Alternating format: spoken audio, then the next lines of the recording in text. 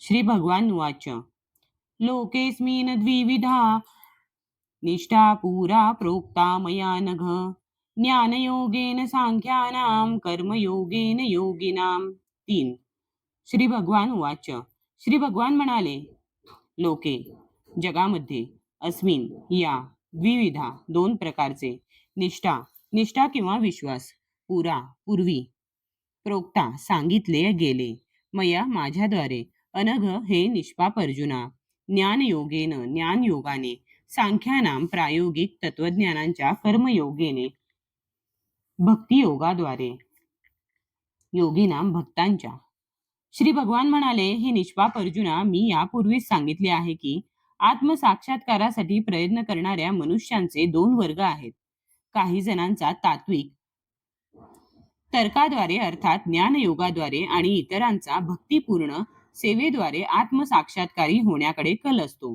तात्पर्य: दुसऱ्या अध्यायातील 39व्या श्लोकामध्ये सांख्ययोग आणि कर्मयोग किंवा बुद्धियोग या दोन मार्गांचे वर्णन भगवंतांनी केले आहे आणि याच मार्गाचे अधिक स्पष्टीकरण भगवंतांनी या श्लोकामध्ये केले आहे. ज्या लोकांची तर्क करून प्रायोगिक ज्ञान आणि तत्वज्ञान यांच्या सहाय्याने सर्व ज्ञान प्राप्त करण्याची प्रवृत्ती आहे, त्यांच्यासाठी सांख्ययोग किंवा आत्मा आणि प्रकृतीच्या स्वरूपाचे पृथक्करणात्मक ज्ञान ही विषय वस्तू आहे. दुसऱ्या अध्यायातील 61व्या श्लोकामध्ये सांगितल्याप्रमाणे मनुष्याचा दुसरा वर्ग हा कृष्ण भावना भावित कर्म करणाऱ्यांचा आहे.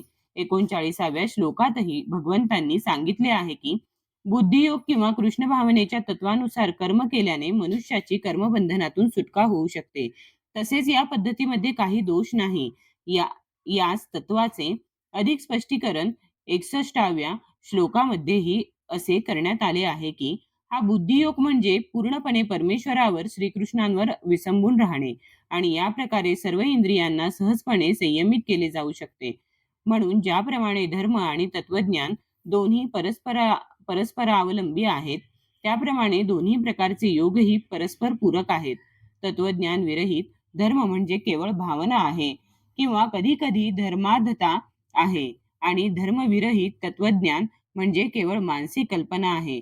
अंतिम ध्येय हे श्रीकृष्णच आहेत, कारण जे तत्वज्ञानी प्रामाणिकपणे परमसत्याच्या शोधात आहेत ते सुद्धा शेवटी कृष्ण भावनेचीच प्राप्ती करतात आणि हे सुद्धा भगवद्गीतेत सांगण्यात आले आहे. ही संपूर्ण पद्धती म्हणजे परमात्म्याच्या संबंधात असणारी आत्म्याची मूळ स्वरूप स्थिती जाणणे हीच आहे.